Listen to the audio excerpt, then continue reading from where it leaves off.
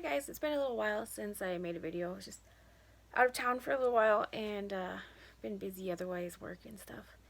And what I wanted to talk about today was anxiety, depression, and like how that affects like a new relationship for me.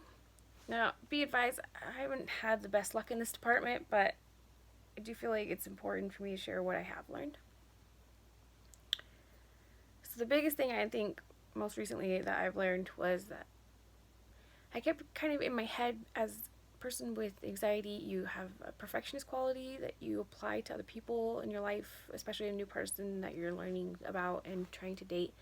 So when you first meet them, it's pretty easy to do the whole like sunshine rainbow.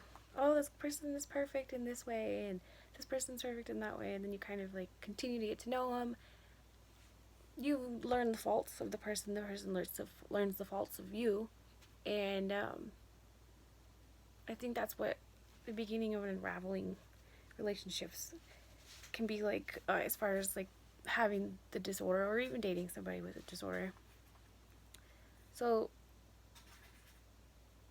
I've had a lot of problems in maintaining the long-term part of a relationship. I have had long-term, but it's been difficult for me sometimes. Once somebody doesn't fit into the thing I've created in my head, then I have a tendency to be hard on that person or be hard on me, or why aren't they doing this, or why aren't they doing that, or what did I do wrong, and I have a tendency to put that on me and then deflect that onto the other person as well. And that's a really hard thing for me to say out loud to people, but it's a thing that is real. It's about as real as I can get, actually. And my whole point in bringing this up is that recently I've really learned a lot about that. And I think the number one thing that I've learned is I'm a person that exists in the world. And I'm this person that exists. I'm going to be this person that exists until my time comes. But what I don't think I was realizing is that the person I'm dating is in the same boat. They're a person before they met me. They're a person during when we're dating. And they're a person after, whether or not that goes, all the way. And what I was failing to realize is that just because a person doesn't have the same reactions as you or the same personality type as you doesn't mean there's anything wrong.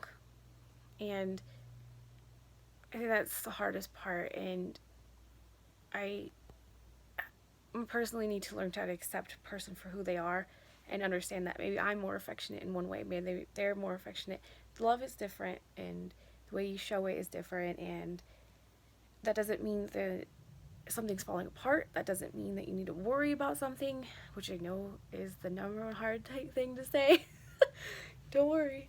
But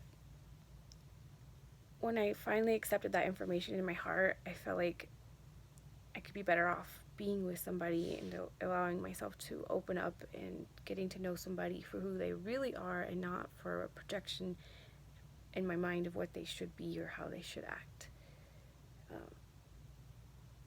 Saying that, I think I'll have more successes, but I think it's also important, as somebody from this flip side, is that when you're dating somebody with anxiety, especially when it's new, like, we don't do the worrying on purpose. It's just something that comes naturally, that we've been almost trained to do in our brains. And sometimes if you're just gentle and kind and understanding, it goes a long way for us. And just being supportive and loving, and even if you're in a long-term relationship, there's no need to worry. I'm with you. We're here together. We're going to get through this together, which, again, is difficult at the beginning of a relationship, but that's more of a long-term going into the further part of a relationship with somebody who has anxiety. But thank you for listening.